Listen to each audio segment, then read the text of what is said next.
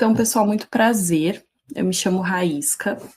O Duda me convidou, né, para poder conversar com vocês a respeito de diversidade, equidade e inclusão nas empresas. Trouxe, então, uma apresentação expositiva, mas também conversada, assim, né? E aí, então, queria começar me apresentando para vocês de alguma maneira.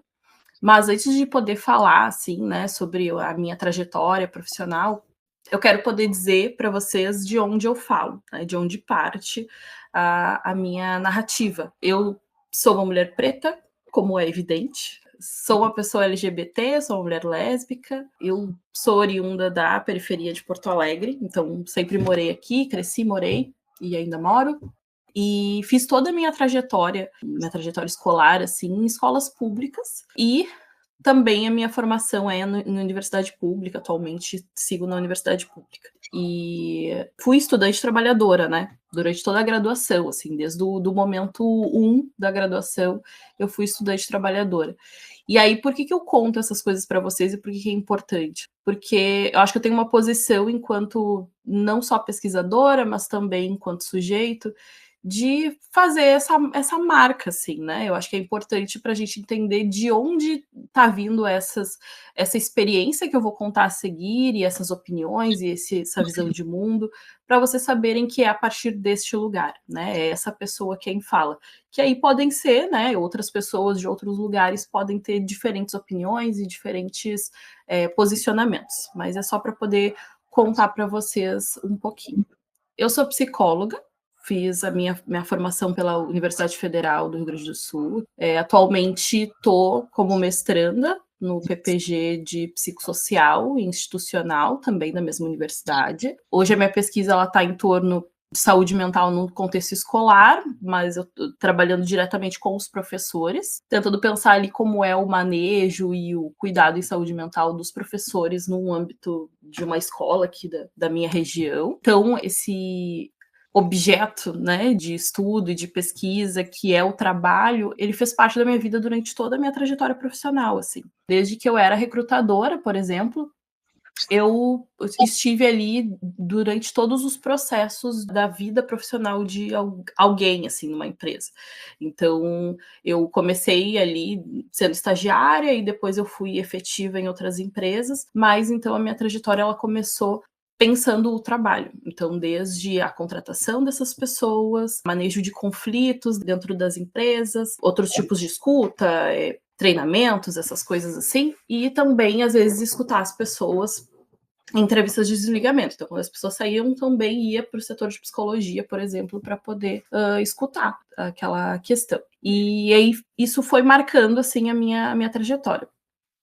Depois, eu passei por algumas empresas, né, enquanto recrutadora, e depois eu fui parar nessa experiência de consultora, que é a que me traz aqui mais especificamente, que foi na empresa que se chama Egalité. Ela é uma consultoria. Ela é uma consultoria especializada em inclusão de profissionais com deficiência. Então, tudo gira em torno da empregabilidade de pessoas com algum tipo de deficiência. Então, é uma empresa que tem algumas frentes, como a contratação, então faz um match, é o candidato que se inscreve com a empresa que deseja contratá-lo, e aí a Egalité faz esse encontro das pessoas, da oportunidade com a pessoa. E aí, então, eu entrei trabalhando nisso, e depois, dentro da empresa, eu passei a trabalhar no setor de cultura, na área de cultura, que era a gente poder, então, olhar para o cliente, poder estar dentro das grandes empresas, assim. Enfim, estivemos junto com a FENSA que é a Coca-Cola, né? A Vale, a Oi, enfim, grandes empresas, tanto multinacionais ou empresas locais também, para poder pensar junto com eles como que a gente consegue tornar o ambiente mais inclusivo. Como que a gente poderia olhar para a empresa e entender quais eram os tipos de barreira. E aí não só as barreiras atitudinais, assim, que a gente chama, que são as barreiras da convivência, da comunicação, da interação, mas também barreiras físicas mesmo. Daí a gente vai falar um pouquinho disso depois também. Eu pontuei essa experiência como psicóloga facilitadora no IBO, porque também me traz para esse lado de pensar a diversidade, né, que foi um projeto bem pontual que eu participei dentro de um projeto de mentoria para profissionais negros. Então, o IBO significa Instituto Black Office, que eles promovem, assim, encontros de mentorados e mentores, então pessoas com mais experiência, pessoas com menos experiências no mercado de trabalho, para que elas possam ter uma oportunidade ali de fazer trocas. Então, as pessoas mentoradas eram pessoas negras, que é justamente voltado para profissionais negros, e as pessoas mentoras, algumas não eram negras, mas a maioria era. E os psicólogos eram todos negros. Então, o objetivo ali era poder também oferecer um espaço de escuta coletiva para que a gente pudesse tratar as questões emocionais que envolvem o trabalho, que envolvem o desenvolvimento de carreira. Então, foi bem legal, assim, foi um projeto que eu sempre coloco ele enquanto algo que compõe, né, essa minha caminhada dentro da diversidade. E atualmente eu sou psicóloga clínica, além de estar aí com o mestrado, eu atuo na clínica, essa é a minha frente de trabalho hoje. Então, atendo as pessoas individualmente. E eu acho que essa minha trajetória com diversidade e inclusão, com o âmbito do trabalho, me ajuda a compreender hoje as questões na clínica, né? Porque embora hoje eu trabalhe pensando muito mais, assim, muito mais próximo das pessoas, né? Porque antes eu atendia profissionais, enfim, as pessoas entravam, saíam da sala, mas a gente não conseguia ter uma proximidade, uma intimidade tão grande como é na clínica, né? Então, com os pacientes eu tenho uma proximidade bem mais intensa, assim. E como ouvir, né, as pessoas, mesmo na sua subjetividade, tendo esse background, assim, né, tendo esse conhecimento prévio do universo do trabalho e essa crítica da diversidade e inclusão, me ajuda a entender as pessoas de uma maneira diferente, me ajuda a entender o sofrimento também, o adoecimento, que muitos estão em torno de trabalho, tendo muitas pessoas que chegam até mim muito nesse viés das questões com o trabalho. Então, acho que é uma composição aí que me ajuda bastante, que foi bem, bem bacana. Então, essa sou eu para poder explicar para vocês. E aí, então, agora eu quero poder contar um pouquinho sobre essa experiência na Egalité, antes da gente poder falar de diversidade de outras formas.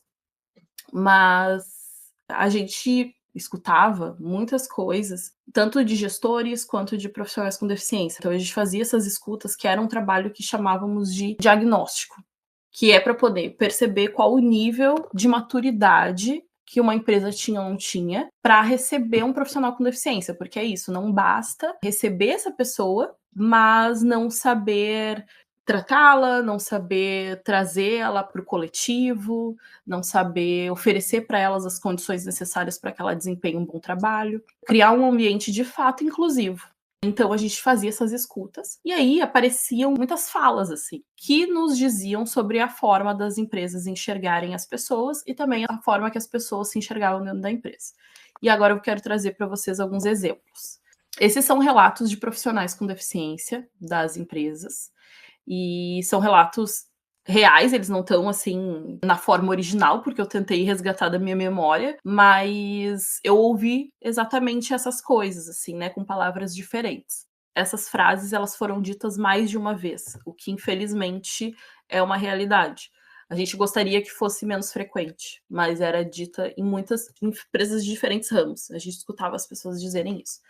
Então, uma pessoa disse que percebia que as pessoas tratavam ela diferente. Isso a gente escutou muitas vezes. Outra pessoa falou: as pessoas sem deficiência ocupam a mesa acessível.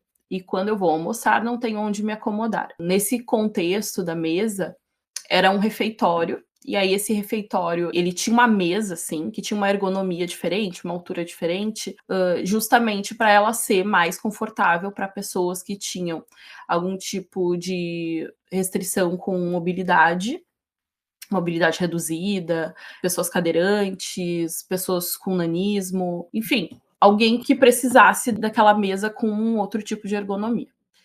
E aí, as pessoas sem deficiência, como no ônibus, né, que tem o banco amarelo lá destinado para algumas pessoas, as pessoas sentavam lá e não se preocupavam que tinha quem fosse precisar daquilo. E aí, em alguns momentos, as pessoas chegavam para almoçar e não tinha como fazer isso. Então, esse foi um relato bem importante que nós escutamos.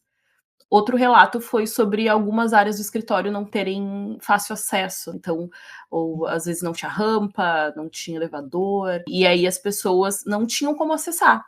Tinham empresas que o RH, por exemplo, era num local de difícil acesso, e aí as pessoas não tinham como acessar o RH. A gente pensa que o RH ele é uma parte importante da empresa, assim, então para tudo, qualquer questão burocrática que tu precisa resolver, geralmente é com o RH. E às vezes não funciona tanto ligar, tu precisa ir lá, né, de algum jeito. E aí tinha essa restrição, né?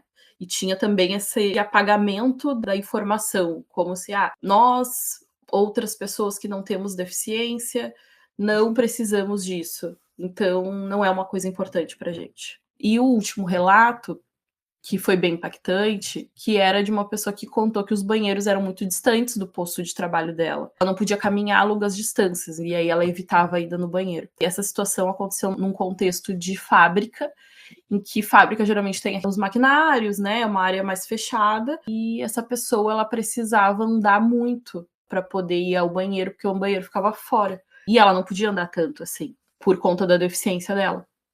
E aí, enfim, evitava a ida ao banheiro. E também a gente pode olhar para essas situações e pensar assim, tá, mas por que a pessoa não disse? Muitas dessas situações, as pessoas chegavam a pensar que seria demais pedir isso. Como assim eu vou pedir para a empresa fazer um banheiro? Eles já me deram um emprego. Não vou exigir uma coisa que parece tão difícil, que para as pessoas eram muito importantes, mas que para a empresa não parecia. Então as pessoas ficavam meio acanhadas, assim, né, inseguras mesmo, para poder pedir, solicitar algumas mudanças. Então, esse é um ponto importante para a gente pensar, assim, né, o quanto as pessoas precisam ser ouvidas. Essas falas, elas nos mostram que os ambientes que elas estavam trabalhando não eram inclusivos, porque eles não tinham a capacidade de escutá-las, né, nas suas necessidades. Porque, enfim, as pessoas estavam com algum tipo de medo. E aí, agora, eu trago para vocês um relato dos gestores, mas eu ouvi um barulhinho.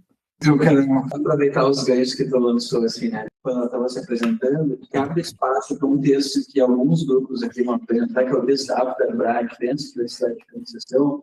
O que o texto da Afterbrack faz interessante? Ele fala como é que a gente experiencia as nossas diferenças. A Afterbrack vai dizer, antes da identidade, antes de existir uma imagem exterior sobre quem você é, existem 3 dimensões, né? Cada grupo vai explorar uma das dimensões. A primeira das dimensões da Afterbrack é a posição social, que é isso que a gente identifica, tipo, é PCD ou não é, raça e tal, né? Isso diz de algo da posição social. Só que existem 2 categorias que se sobrepõem à posição social, que uma é a experiência da pessoa e a outra é a subjetividade, né?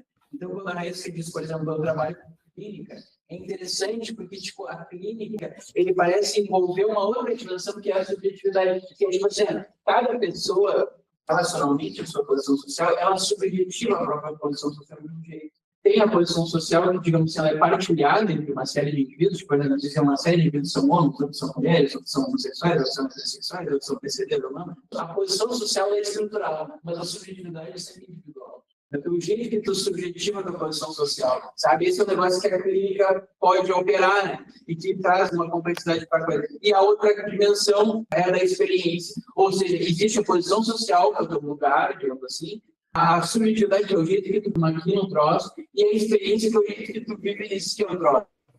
Quando a Raíssa está falando, eu trabalho numa empresa que não tem um degrau, e, portanto, não consigo passar uma cadeira de rodas, isso diz muito sobre a experiência. E é essa outra dimensão que está no texto da Afterbrack que vai ser apresentada. Isso eu queria dizer. E a outra coisa que eu queria dizer é sobre isso, que ela está comentando, assim, algo que me parece muito sutil e, ao mesmo tempo, muito significativo, que é, por exemplo, ter ou não ter um degrau na porta da aula. Ninguém aqui tem problema de mobilidade, né? Para nós, então, assim, é invisível até, né, essa diferença. Mas é uma diferença, né, para muita gente. Ou, por exemplo, se vier uma pessoa PCD na aula, ela tem que pegar o elevador. Com tudo que a gente está falando sobre o problema do elevador, que as pessoas ficam trancadas. Sendo que a lei aqui no Brasil não é apenas os prédios federais, mas também os privados. Eles devem ter. Não é que botou porque tem gente boa, sabe? É porque deve ter por lei. É isso. E eu lembrei de algo que um dos sócios da Egalité falava sempre, né? Ele é um executivo com deficiência, e ele sempre falava uma coisa importante que é, e que eu nunca esqueci, assim, para mim a experiência de ter trabalhado na Egalité mudou minha visão de mundo. Porque, de fato, ainda que eu fosse uma pessoa que tentava olhar para acessibilidade antes disso, eu tendo convivido, tendo escutado as pessoas, mudou completamente a minha forma de ver. Então, eu sou aquela pessoa que entra nos ambientes, eu já penso assim, isso aqui não é acessível. Uma pessoa cadeirante não entra aqui. E a gente passa a perceber, no momento em que a gente se dá conta disso, a gente passa a perceber com muito mais frequência, né? E aí, eu lembro que ele dizia, bom, a acessibilidade ela não é boa só para as pessoas com deficiência. É para todo mundo. A gente nunca sabe quando a gente vai quebrar uma perna e precisar ficar com uma muleta. A gente nunca sabe quando a gente, sei lá, uma pessoa grávida não vai poder pegar peso, subir uma escada, né, de repente no final da gestação de risco, sei lá. Tem muitas situações em que a gente pode precisar de suporte, né? E a acessibilidade ela é boa para todo mundo. Então, a gente deveria considerá-la mais vezes. Mas, enfim, por isso que é importante a gente falar e lembrar e pensar sobre isso sempre. E aí, então, voltando aqui para os slides, pensando nos relatos dos gestores, esses 4 relatos falam sobre a forma como os gestores enxergavam a contratação com pessoas com deficiência. Então, quando a gente questionava sobre por que não tem, por exemplo, na tua equipe, lembrando que esses gestores são gestores sem deficiência, tá? Quando questionavam por que não tinha uma pessoa com deficiência na equipe, eles, por vezes, diziam que não conseguiam encontrar pessoas qualificadas. Esse e o do lado se relacionam, né? Que eles diziam que também essas pessoas não performam da mesma forma, não têm a mesma entrega. Então, era uma ideia de que as pessoas com deficiência, elas não têm a mesma performance, né?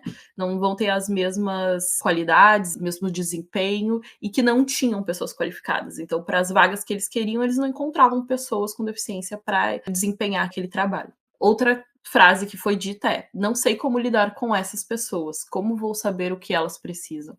Eu fiz questão de colocar esse termo, essas pessoas, tanto nessa frase como na outra, porque era a forma que eles diziam e que pra gente era muito impactante, assim, porque a gente fazia essas escutas e depois fazia uma devolutiva para a empresa num relatório, com frases impactantes para poder mostrar mesmo, sem identificar as pessoas, obviamente. A gente sempre frisava isso, né, do essas pessoas, porque dá uma sensação de que não são pessoas, assim, né, quase como se fosse algo muito diferente, essa coisa da diferença, assim, do marcar a diferença não de uma forma de que a gente, enfim, somos diferentes, naturalmente diferentes, mas colocar um valor nisso, né? Tipo, essas pessoas, eu não sei como lidar com essas pessoas, é quase eu não sei como lidar com essa gente, né? E aí, como vou saber o que elas precisam? Bom, talvez a gente possa escutá-las, talvez a gente possa perguntar. Eu tinha um receio, assim, muito grande de poder estar em relação, né? Conhecer as pessoas, estar em relação. E o outro relato é de que uma pessoa contou que ela teve uma péssima experiência com um funcionário PCD que ela teve, e então ela não se sentia disposta a contratar outro. E aí isso também era algo que a gente escutava com muita frequência, porque além disso que eu disse, de olhar para o outro enquanto alguém que eu desconheço e talvez nem quero conhecer, também tinha algo de colocar as pessoas que fazem parte de uma mesma comunidade, o mesmo grupo social, assim, colocá-las enquanto uma unidade. Então, se eu tive uma experiência ruim com esse funcionário que era PCD, logo todos os funcionários PCDs serão ruins. Sendo que a gente não olha para uma pessoa sem deficiência dessa forma, né? Se tem um funcionário que não tem deficiência que é ruim, a gente entende, é o Joãozinho que é ruim, né? Não performou, mas enfim, não cumpriu com o papel que o gestor esperava. E aí então eu vou entender que todas as pessoas, só porque o Joãozinho, sei lá, o Joãozinho era um homem branco, então eu vou entender que todos os homens brancos não vão ser bons para essa função? Não, isso não funciona dessa maneira.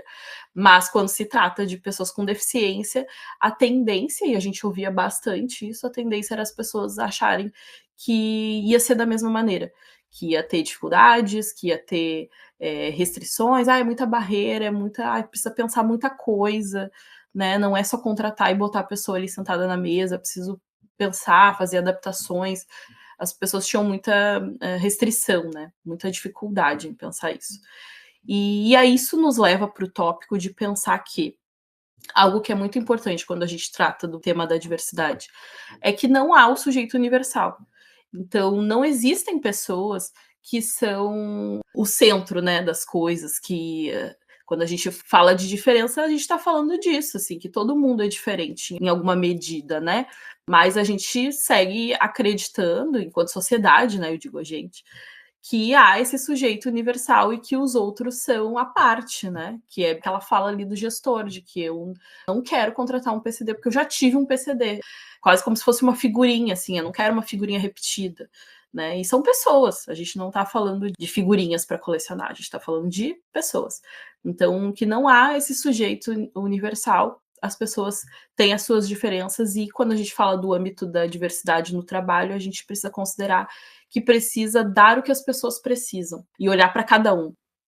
Para avançar nessa questão do sujeito universal, que eu não falei isso na aula, é que parece assim, geralmente a gente entende que existe uma identidade, e daí parece que o diferente é sempre o outro. O PCD é o diferente, mas a gente não nota que tudo é diferença, afinal de contas, né? Então, assim, essa ideia de que nós, é que a gente sempre entende nós como universal. O identitarismo é sempre o identitarismo do outro, tá entendendo? É o outro que é identitário. Mas, na real, assim, o maior dos identitarismos é o identitarismo da norma, do normal. Uhum. O trumpismo é um identitarismo, tá entendendo? Ele é um jogo de identitarismo, afinal de contas. Só que ele nunca se declara identitário, porque ele se declara o sujeito universal, como se ele fosse a norma, o normal. E o identitário é sempre o imigrante, o outro. Nesse modo, isso é interessante porque as pessoas não PCD, elas são diversas já também, elas são várias, né? Sim, perfeito. E aí, então, nesse sentido, eu trouxe alguns slides, assim, que eu imagino que vocês já vejam essas questões em outros lugares, mas também com o Duda, né? Mas para poder pensar essas questões da desigualdade no Brasil em relação ao trabalho, eu trouxe alguns pontos, assim, né?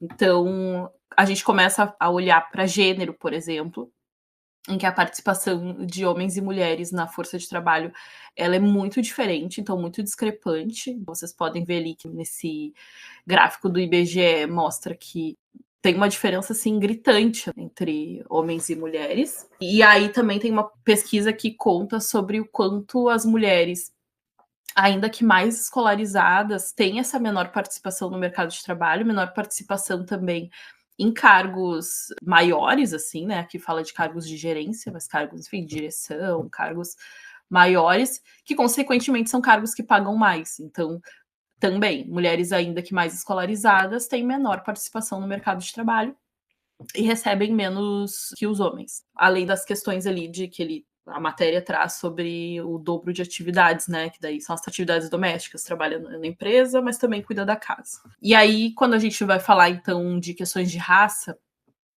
e etnia, tem esse gráfico que ele vai olhar para raça e etnia, mas ele também considera o sexo, né?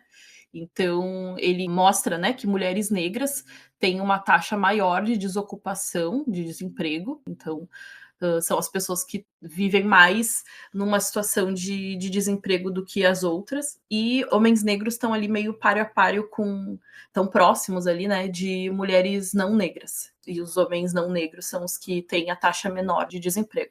Mas então as mulheres negras, pensando nessa questão interseccional, são as que estão mais nesse ponto, assim, de desemprego. Aqui está considerando empregos formais, né? E aí também tem dados que vão olhar para empregos informais, trabalhos informais, e que vão mostrar que geralmente essas populações, esses grupos sociais que são considerados diversidade, né, os grupos minorizados, essas pessoas desses grupos geralmente vão estar mais sobre-representadas em trabalhos informais. Falar de trabalho informal também significa, em alguma medida, falar de vulnerabilidade social, né? Porque é isso. Caiu pandemia, a gente sabe quem foram as pessoas que foram mais prejudicadas, assim, né? Que ficaram sem emprego, com mais dificuldade financeira. Então, isso está conectado, né? Querendo ou não, trabalhos formais, eles te dão alguma garantia. A gente tem leis trabalhistas, enfim. Então, isso também vai falar de vulnerabilidade social. Agora, pensando nas pessoas LGBTs, tem essa pesquisa que foi feita com a Together, que ela foi entrevistar funcionários de empresas, quase 300 empresas, e eram quase 1,5 milhão de pessoas, para poder entender quantas pessoas LGBTs estavam trabalhando nessas empresas. E aí descobriram que apenas 4,5 pessoas que trabalhavam, né, de funcionários dessas empresas eram pessoas LGBTQIA+. E apenas 0,38 eram pessoas trans. Então, pessoas trans sempre estão ali em disparado, né? Quando a gente fala desses dados assim de empregabilidade formal, né? Sempre um número muito reduzido, e se a gente for falar, então, de cargos de maior poder, então, muito menor, assim, né? E aí tem um ponto interessante nessas pesquisas, quando a gente vai olhar sobre a população LGBT, fala muito sobre o quanto a população LGBT em geral tem uma escolaridade muito boa. Vamos descartar ali as pessoas trans, acho que principalmente lésbicas, gays, enfim, bissexuais. A escolaridade geralmente não tem uma discrepância muito grande. Os dados mostram isso, mas a experiência é outra coisa. Então, as pessoas sempre relatam o preconceito enquanto uma barreira muito grande no trabalho. Então, por muitas vezes, a gente sabe de casos de pessoas que costumam não contar, né? Se é possível que elas não contem, não falem, por exemplo, dos seus parceiros, né? Ou não digam que são pessoas LGBTs, escondem para poder manter o emprego. Então, existem muitas histórias assim, e que aí a gente pensa nessas questões de dados, né? Bom, a pessoa estuda, a pessoa consegue estar ali numa posição de poder muitas vezes, ou não, né? Mas o quanto custa também essa experiência do trabalho. Então, a gente consegue olhar para os dados e para a experiência. Sempre importante a gente pensar isso quando a gente pensa em diversidade, que são os dados e a experiência também. E aí, quando a gente olha para as pessoas com deficiência, uma pesquisa aponta que de 4 pessoas, é de 2022, que de 4 pessoas com deficiência que têm idade para trabalhar, apenas uma estava ocupada. É uma população que ainda tem pouco espaço e poucas possibilidades de contratação, ainda que a gente tenha leis que obriguem as empresas a terem pessoas com deficiência no seu quadro. Esse ponto aqui foi um ponto até que apareceu para mim agora recentemente no meu LinkedIn, que era da GUP, aquela empresa de contratação, plataforma, né? E falava sobre a questão do idoso no mercado de trabalho. Hoje tem um fenômeno que é de pessoas de mais 50, mais 60, que estão buscando oportunidades de trabalho formais, muito em questão, né? A gente sabe dessas questões de aposentadoria, enfim, que está mais complexo, assim. Então, a gente tem uma população mais idosa buscando inserção no mercado de trabalho.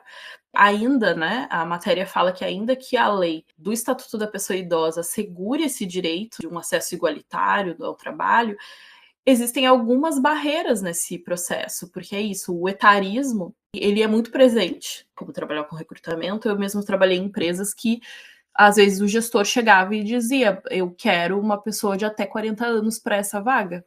E aí a gente tinha que descartar os currículos das pessoas que tinham mais de 40 anos, e às vezes eram os melhores currículos, por exemplo.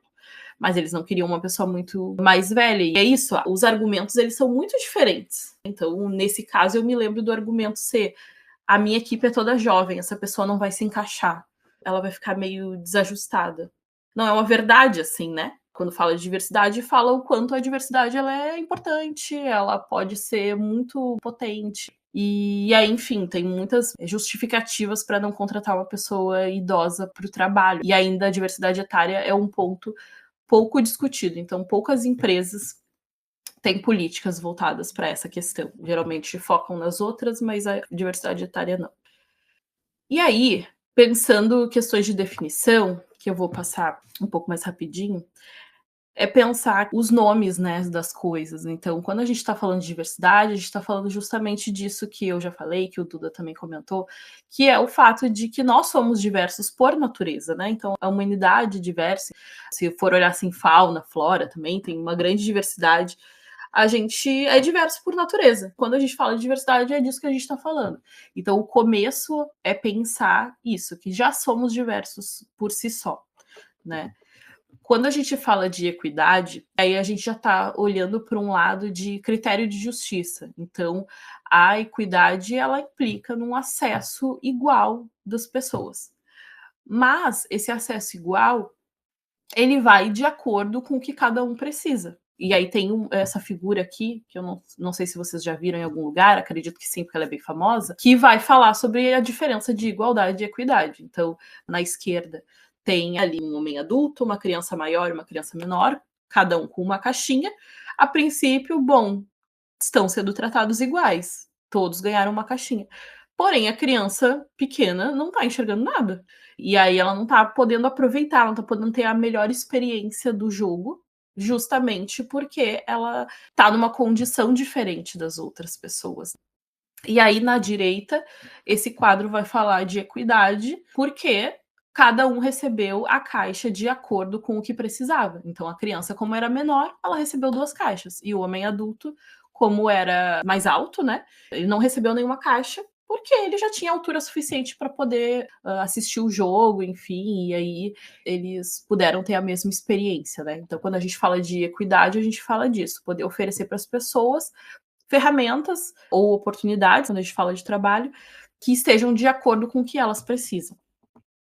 E a inclusão, ela é o destino, ela é o objetivo. Então, é poder olhar para tudo isso, pensar uma sociedade que é diversa, mas que precisa de coisas diferentes e que, no final de tudo, a gente possa olhar para isso entendendo que as pessoas estão se sentindo pertencentes e se sentindo valorizadas. Isso a gente caracteriza como a inclusão.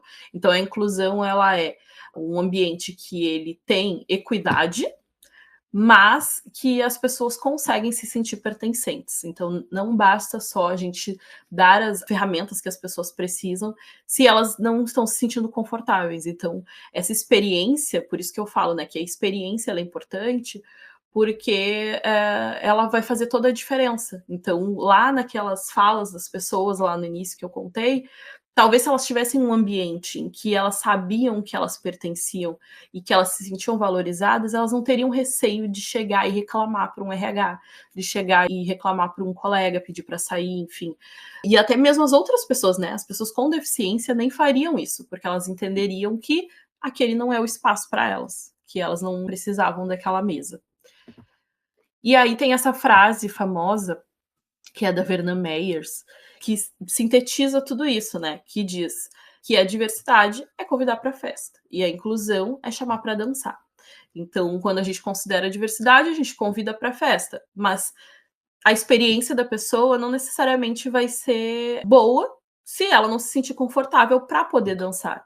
Eu não só convido para festa, mas eu convido essa pessoa para dançar. E aí, talvez assim, ela se sinta mais confortável de poder ser ela mesma, de poder pertencer ao lugar, enfim. E aí, essa frase é dessa moça aqui, a Verna Meyers. Ela foi vice-presidente de estratégia de inclusão na Netflix. Agora eu vi que ela tem a própria consultoria. E por que pensar, então, diversidade e inclusão nas empresas? Já falei um pouco, assim, né? Estou falando sobre isso, do porquê pensar diversidade e inclusão nas empresas, mas esse movimento ele se tornou ainda mais expressivo nos últimos tempos por uma mudança cultural também. A gente tem aí uma geração que tem solicitado muito, né, e tem consumido muito e pedido, não só em questões de trabalho, mas também em questões de consumo, que a diversidade faça parte. Então, tudo isso de pensar a inclusão enquanto um sentimento de pertencimento também é o que a gente tem visto acontecer nas gerações atuais, né? Se a gente olhar para gerações anteriores, então, sei lá, pensar a geração da minha mãe, por exemplo, que é uma pessoa com 63 anos. Na geração dela, as pessoas valorizavam muito tu ficar numa empresa durante 20 anos, porque era importante tu ter uma segurança. E isso independente se tu sofre assédio moral, o desrespeito do teu chefe, independente. Tinha essa ideia de que era importante tu estar no emprego, que ter um emprego já era muito, principalmente pensando em pessoas pobres, ou pessoas negras, ou pessoas com deficiência, ter um emprego já era muito. Depois veio uma geração que queria também alcançar poder, status, ter dinheiro, enfim, aí a gente também tem as ações afirmativas que trouxeram oportunidades para as pessoas. E aí agora a gente tem a geração Z, que a gente tem visto esse movimento do wellness, que é valorização da saúde, a coisa da terapia em dia, né? Na minha área eu vejo muito isso. São muitos memes, muitos vídeos que falam sobre isso, assim, sobre a importância de fazer terapia, faz terapia. A gente nunca ouviu tanto quanto a gente escuta agora. As pessoas tinham vergonha de falar sobre fazer terapia. Então, a gente tem visto isso acontecer, e aí não à toa falei da terapia, lembrei do Zen Club. Toda vaga de emprego que tu vai olhar Eles oferecem enquanto benefício o Zen Club, por exemplo, que é uma plataforma que oferece terapia com menor custo e tal. As empresas oferecem, elas pagam uma parte, né? Então, é um benefício corporativo. Justamente porque a geração Z tem pedido mais, tem se preocupado muito mais com como ela se sente no trabalho e quão representada ela se sente nesse trabalho e também para consumir, né? Então, uma empresa que tem mais diversidade nas suas propagandas, por exemplo, tem uma tendência de ser muito mais consumida por essa geração do que uma empresa que ainda segue padrões em que não há diversidade, assim, né?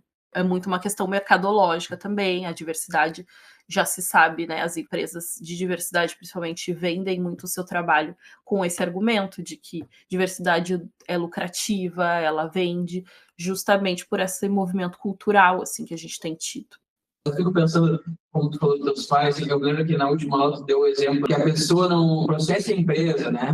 Porque ficava feio na geração dos nossos pais, então fica com o nome sujo porque tu processou a empresa, era uma coisa errada. E eu percebo assim, um pouco pensando na minha mãe, no meu pai, como para eles, muitas vezes a situação de humilhação no trabalho é muito mais passável do que para nós, para a nossa geração. Me parece muito uma marca geracional. Sabias que tu trouxe assim algo que eu tinha racionalizado, mas que é algo muito significativo mesmo. Ou, assim, mesmo nos relacionamentos, tanto para os relacionamentos quanto para o trabalho, sabe? Parece que a nossa geração ela é mais voltada assim, para isso que a Raíssa chamou de pensar saúde mental, se não preocupar com uma vigilância maior com essas questões, assim, né? Não sei. Enfim, estou soltando assim no improviso, né? É só para eu poder pensar também. Sabe? Claro. Não, eu consigo fazer essas reflexões, assim, a partir do campo da saúde mental, né, que é o que eu trabalho e estudo, mas é interessante que vocês possam também, a partir dessas provocações, pensar também a comunicação, né, porque eu imagino que olhar para a comunicação também mostre muito desses marcos geracionais e como eu fico pensando nas comunicações internas das empresas também, né? O quanto eles também têm buscado fazer diferente as comunicações internas, porque essa geração tem pedido coisas diferentes também, né? Então, não só a grande mídia, mas as comunicações internas, né? As áreas na empresa. E hoje em dia, quando a gente ouve pessoas, assim, de empresas falando sobre a geração Z, eu li algumas matérias e vi também pessoas falando, né? Falam muito mal, assim, dizem, ai, porque eles não querem trabalhar, eles não aceitam, ai, tu não pode falar nada que eles se ofendem. Tem tido um choque geracional. Eu acho um tema muito interessante para a gente pensar as questões do trabalho. Então, pensando em questões de legislação, o que a gente tem hoje no Brasil que ajuda, assim, né, a pensar as questões de diversidade ou ajuda a fomentar essa questão? A única lei obrigatória voltada especificamente para isso que a gente tem é a da pessoa com deficiência, né, que é a lei de cotas. Então, todas as empresas que elas têm mais de 100 funcionários, a partir de 100, né, funcionários, tu precisa preencher as tuas vagas, pelo menos de 2 a 5% dos teus cargos precisam ser de pessoas com deficiência ou reabilitados do INSS, que também são considerados pessoas com deficiência, né? Tá dentro da cota. Então, todas as empresas, elas precisam ter, no mínimo, essa quantidade de pessoas com deficiência no seu quadro de funcionários, porque eles são fiscalizados pelo Ministério do Trabalho, e se eles não tiverem, que geralmente eles não têm, mas aí eles negociam, é uma coisa assim também. Eles precisam pagar multa. Se eu não me engano, é em torno de uns 250 mil de multa, alguma coisa assim, para empresas grandes, né? E que muitas vezes eles pagam a multa, porque eles têm o dinheiro para pagar, e eles pagam a multa, porque para eles é muito mais difícil contratar pessoas com deficiência do que pagar a multa do Ministério do Trabalho. Mas é isso, eles também ficam um pouco manchados, assim, né? Então eles preferem tentar. E aí, então, assim, consultoria, por exemplo, quando eu trabalhava no HLT, setembro geralmente é o mês fiscal, se eu não me engano. E aí, então, agosto era uma loucura, assim, era julho, agosto, era quando entrava mais trabalho. E a gente ficava com mais trabalho, porque as empresas corriam para fechar as vagas. E elas queriam todas fechar para ontem, porque elas queriam estar ali tranquilas com o Ministério do Trabalho. Era muito uma questão de obrigatoriedade do que, de fato, querer ser mais diverso. Então, essa é a única política que obriga, e tem aquelas questões que as pessoas conseguem contornar, mas ela obriga, então isso já ajuda bastante na questão da inclusão. Aí tem essas outras que são aplicadas em contextos específicos, que são as cotas raciais e as de gênero. Concurso público, a gente sabe que geralmente tem cota para PCD também, mas cota para pessoas negras. E as empresas, na verdade, algumas têm as normas internas, né? Mas não há nenhuma obrigatoriedade por lei para fazer isso. Mas, por uma questão cultural, muitas empresas têm implementado normas internas. Então, tem empresa que já tem área, né? A área de diversidade e inclusão, ela fica dentro do RH. Ela é uma parte do RH, que é a área de diversidade e inclusão. Então, existem pessoas que trabalham especificamente com isso dentro das empresas. Mas não é uma lei, né? Não é obrigatório.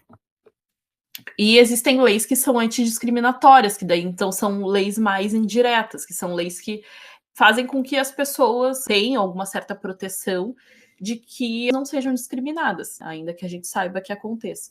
Então, são leis que atuam ali nas questões de igualdade e direitos, de questões de gênero, de raça, cor, proíbe a discriminação e a contratação de mulheres. Então, por exemplo, eu não posso, quando vou contratar uma mulher, pedir um exame para ela para saber se ela está grávida ou não. Isso é uma coisa que poderia acontecer antigamente, mas que hoje em dia isso não pode.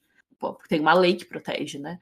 Também proíbe práticas discriminatórias na relação de trabalho. Então, caso tu sofra, né, alguma questão assim, tu consegue denunciar, porque tem uma lei que protege nessa questão. E uma questão de relatórios de transparência salarial. Empresas com mais de 100 empregados, elas precisam publicar esses relatórios de transparência salarial e de critérios remuneratórios de gênero e raça. Então, existem esse tipo de legislação que dá um certo fomento ali para as questões de diversidade e inclusão, ainda que sejam poucas. E aí, falando então das aplicações nas organizações, como a diversidade e inclusão tem aparecido nesse contexto do trabalho. Essas aqui são algumas consultorias que trabalham especificamente com algum grupo ou mais de um, que fazem esse trabalho super importante, que é fazer o incentivo das empresas para que contratem pessoas mais diversas. Então, a Egalité, ali, que é a primeira que aparece, que era a que eu trabalhei, que é voltado apenas para profissionais com deficiência. A Inclua, ela é uma concorrente direta da Egalité, né, no mercado de trabalho, porque ela faz o mesmo trabalho, né, também com profissionais com deficiência.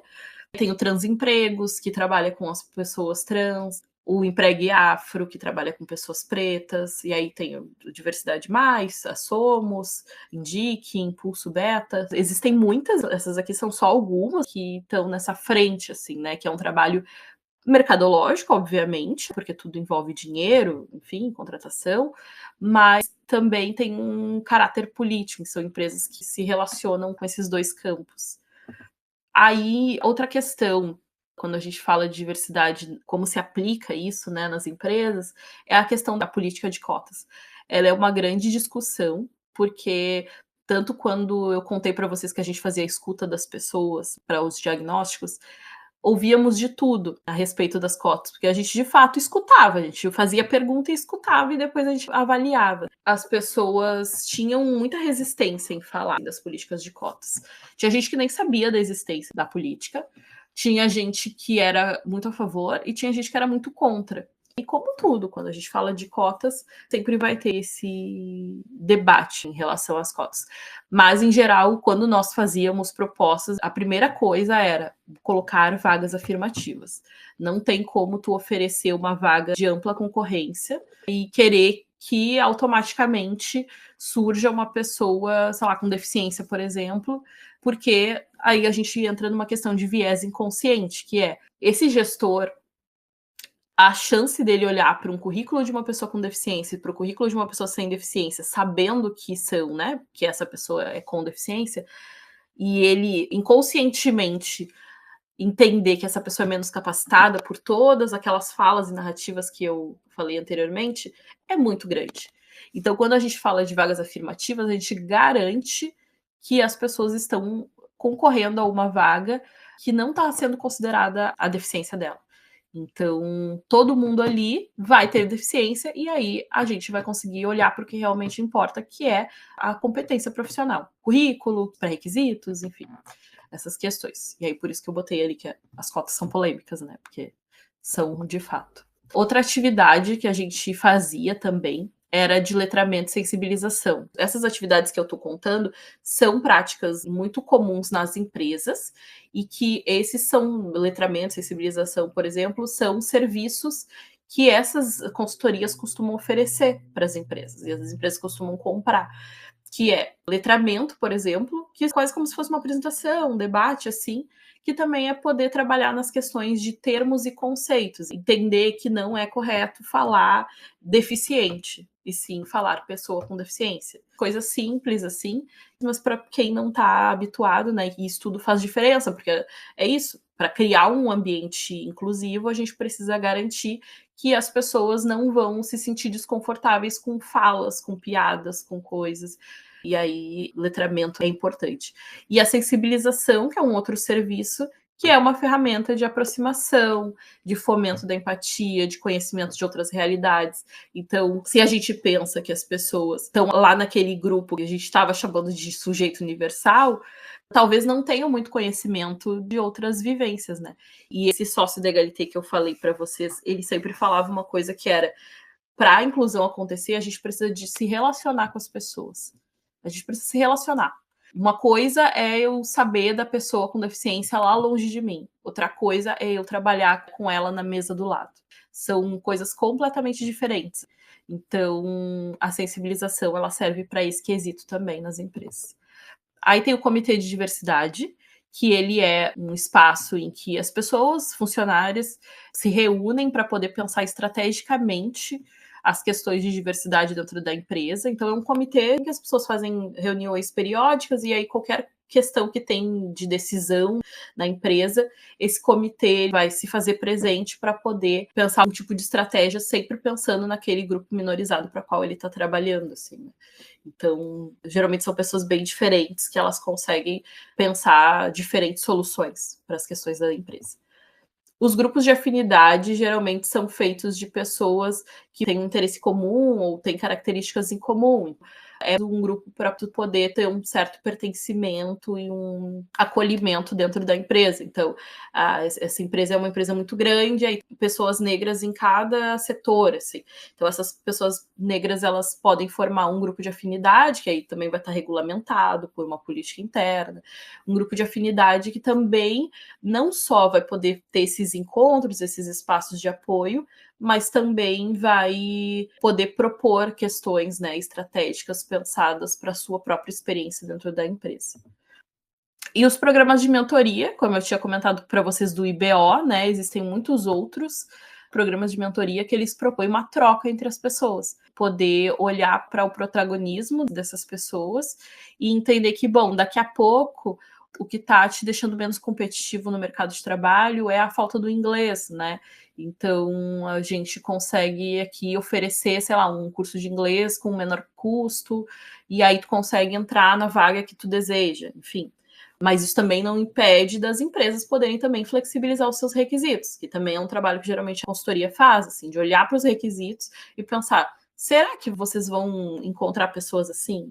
Talvez não, e talvez não precise, talvez vocês podem oferecer essa formação. Não é um problema também vocês oferecerem a formação para as pessoas quando elas estão lá. Talvez elas sejam um super talento, mas que precisam dessa formação. Tem as ações da ONU, que eles têm esses objetivos, que é até 2030, que são objetivos de desenvolvimento sustentável, e aqui nessa questão do trabalho tem sido muito pensado e produzido estratégias a partir desses pontos aqui, de igualdade de gênero, de redução de desigualdades, o trabalho decente, enfim. Os objetivos da ONU, eles têm andado junto também com essas questões de diversidade. E aí, para encerrar, eu coloco uma problemática atual que a gente tem visto, pensado nessa questão da diversidade, que é a partir das eleições dos Estados Unidos, desde a posse do Trump, a gente tem visto um movimento dele em relação às metas de diversidade. Isso tem causado um grande impacto aqui no Brasil também. Está chegando, na verdade. As consultorias têm falado o quanto tem reduzido o número dos clientes, às vezes tinham clientes que estavam já fazendo ali os seus projetos de diversidade com as consultorias e cancelaram, porque justamente tem tido um movimento para tirar a obrigatoriedade dessas questões. E aí a gente sabe que a inclusão ela requer vontade, né? A inclusão ela requer também esse conhecimento do porquê ela é importante. E não só uma obrigatoriedade, não só uma lei, mas muitas empresas elas fazem por lei. Essas que principalmente fazem pela lei, elas se sentem também confortáveis de poder abrir mão da diversidade e inclusão com base no que tem acontecido nos Estados Unidos também, né? Principalmente em empresas importantes como o Google, como a Meta. Então, a gente sabe que vai escalonando, né? Tudo é reflexo. Então, temos essa grande questão acontecendo. E aí a gente se pergunta, e agora, né? E aí eu faço uma chamada para ação, assim, para vocês, da gente poder pensar o que a gente faz nesse contexto. A diversidade ela é um campo de disputa social, e aí a gente também, enquanto sociedade, pode pensar como que a gente consegue seguir fortalecendo essa pauta super importante para todo mundo. E aí não perdendo o meu caráter de pessoa que estuda psicologia social, institucional, assim, eu acho que a micropolítica, ela sempre faz muita diferença, né, em todos os movimentos sociais que a gente vai fazer. Então, poder pensar no meu contexto, no meu trabalho, vocês vão estar mais munidos também de informação para poder pensar o seu contexto, o seu trabalho, a sua universidade. Então, a micropolítica, ela pode nos ajudar a nos tornar resistentes, né, de alguma forma. Porque tem uma disputa muito grande desse campo e que a gente está vendo aí que está tendo um efeito bem complicado para o Brasil. Mas é isso, pessoal. Agradeço muito a atenção de vocês. Aqui eu deixo os meus contatos. Muito obrigada.